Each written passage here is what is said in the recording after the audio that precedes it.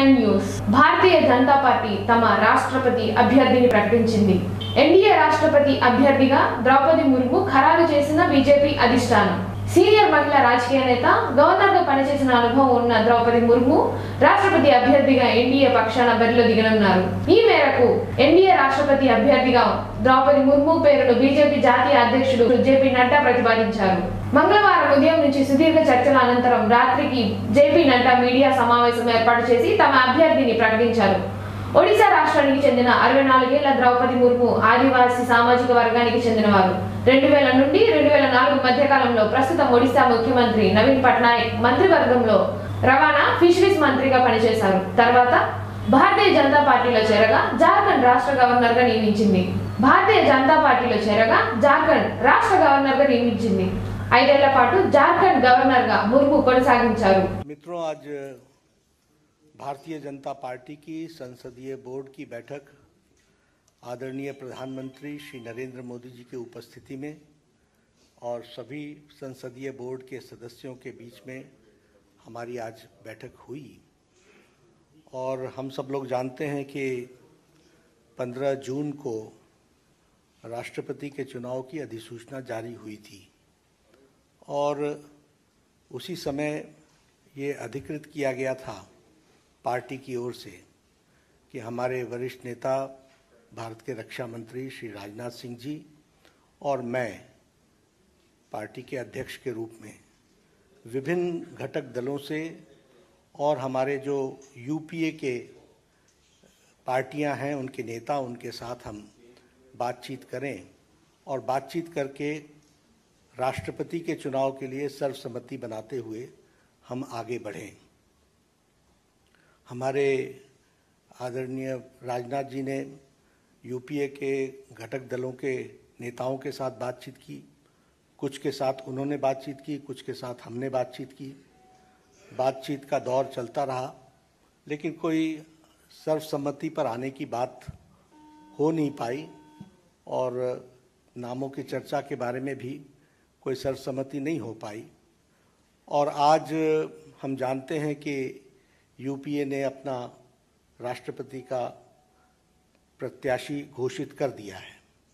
इसलिए आज की बैठक में हम सब लोग जो संसदीय बोर्ड के सदस्य थे, सब इस मत के आए कि भारतीय जनता पार्टी एनडीए अपने सभी घटक दलों के साथ बातचीत करते हुए हम राष्ट्रपति चुनाव में अपना प्रत्याशी घोषित करें, क्योंकि यूपीए ने घोषित कर दिया। हम चाहते थे कि सर्वसम्मति से कैंडिडेट आए, क्योंकि राष्ट्रपति का चुनाव सर्वसम्मति से होता है तो अच्छा रहता है, लेकिन इस प्रकार का उन्होंने जब कैंडिडेट घोषित कर दिया तो हम लोगों ने आज बैठक में हमारे अपने एनडीए के घटक के लोगों के साथ बातचीत करते हुए और लगभग 20 नामों पर हमारे यहाँ लंबे दौर की चर्चा हुई और चर्चा में सब लोगों के साथ बातचीत करते हुए एक सर्वसम्मति इस बात पर बनी कि सभी नामों पर चर्चा हुई, विस्तृत चर्चा हुई,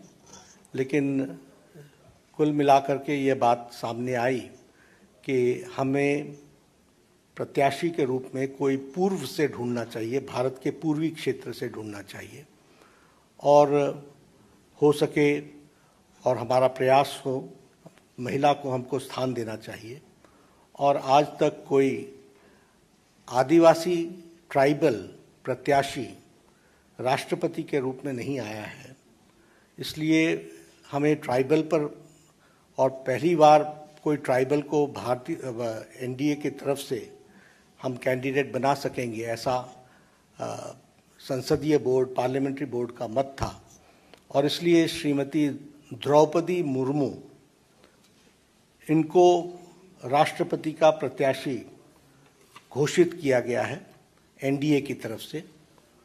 और हम सब जानते हैं कि श्रीमती द्रौपदी मुर्मू जैसे राधाकृष्णन जी शिक्षा से जुड़े हुए थे, सर्वपल्ली राधाकृष्णन राष्ट्रपति के रूप में, उसी प्रकार द्रौपदी जी का भी जीवन आजीवन शिक्षा से जुड़ा रहा और वो टीचर के रूप में, शिक्षक के रूप में उन्होंने अपना जीवन प्रारंभ किया बाद में वो काउंसलर भी बनी और वाइस चेयरपर्सन रायरंगपुर की बनी, और उसके बाद उन्होंने एक लंबा अरसा विधायक के रूप में देखा, और विधायक के रूप में वो मंत्री बनने का भी उनको सौभाग्य मिला। उन्होंने सरकार में मंत्री के रूप में भी गवर्नमेंट ऑफ उड़ीसा में transport, commerce, animal husbandry ministry और फिशरीज मिनिस्ट्री को भी उन्होंने संभाला। और सबसे अच्छी बात यह भी रही कि उन्होंने Neelkanth award for best MLA 2007 का वह भी उन्होंने अर्जित किया, उनको मिला। और बाद में वो 2015 से लेकर 2021 तक झारखंड स्टेट की गवर्नर रहीं। तो इस तरीके से उनका राजनीतिक जीवन रहा है। एक बहुत ही संवेदनशील महिला नेत्री, जिन्होंने शिक्षा से अपने आप को जोड़ करके जीवन में आगे बढ़े, और जो जिम्मेवारियां उनको दी गई उन्होंने बहुत उत्तम तरीके से उसको निभाया है। इसलिए एनडीए ने और एनडीए के सभी घटक दलों के साथ बातचीत होते हुए आज संसदीय बोर्ड ने श्रीमती द्रौपदी मुर्मू को अपना राष्ट्रपति के कैंडिडेट के रूप में घोषित किया है। बाकी जानकारियां और डिटेल हम देंगे, उनका बायोडाटा आपको अटैच कर दिया जाएगा। यही घोषणा मुझे करनी थी।